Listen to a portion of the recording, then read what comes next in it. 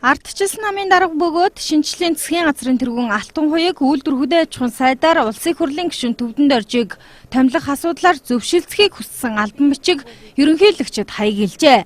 За гэвч элбэгдэрж ерөнхийлөгч засгийн газрын гишүүн сайдын албан тушаалд улсын хурлын гишүүний өндөр албан тушаалд ажиллаж байгаа хүний нэрийг давхардуулан дэвшүүлэхгүй байх нь зүйтэй гэжээ.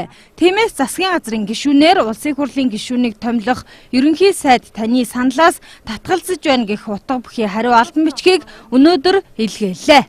2000 төгрөгөөр халуулсан доо. Нэргүй ахын тач. За нэр дэвшиж байгаа энэ явдлыг бас Монгол улсын ерөнхийлөгч бас дэмжээгүй байгаа гэсэн тийм мэдээллийг бид нар бас авсан байгаа. Ингээд манай бүлгийн гишүүч гэсэн бас урд нь давхар дээлтэй сайд байх нь зохимжгүй гэж бас бид байр суурь илэрхийлж байсан.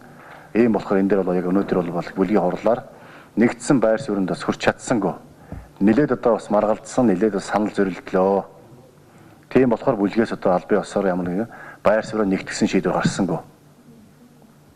Гэхдээ мэдээж чуулганд орохын өмнө бас бид байр суурь бас эргэж бас тодорхой болгож эргэж нэгтгэж ярилцсанаа.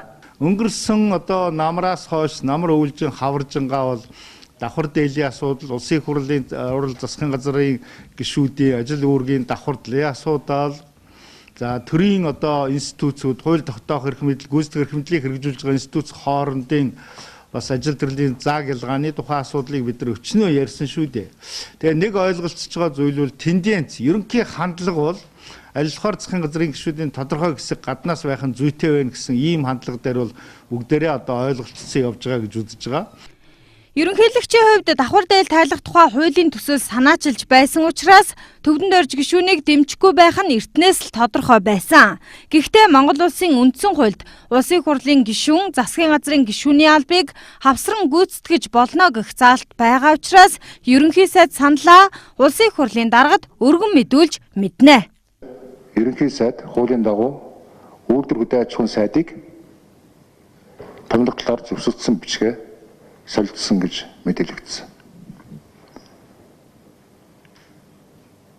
Ардчилсан түрүүн байр суурь илэрхийлсэн. Өнөөдөр ямар хууль байна? Тэрүүгээр бүх асуудал шийдэх ёстой. Монгол улс өөрийн хуультай үйлчилж байгаа хуулийн өрөөнд бүх асуудал шийдэгдэнэ. Өөр асуулт байна уу? Улсын хурлын нэгдсэн чуулганаар үйлдвэр хөдөө аж ахуйн сайдын асуудал орлоо гэхэд гишүүд хэн нь хинбэ гэдгээ жинхэнэ харуулах хэрэгтэй. За ингэж хэлж байгаагийн учир нь ерөнхийлөгчийн санаачилсан улсын хурлын гишүүн засгийн газрын гишүүний албыг давхар хашихгүй байх тухай хуулийн төслийг Монгол ардын намынхан дэмжиж тэрч байтугай төв талбайд жагсаал цуглаан хийж байсан. Харин одоо энэ байр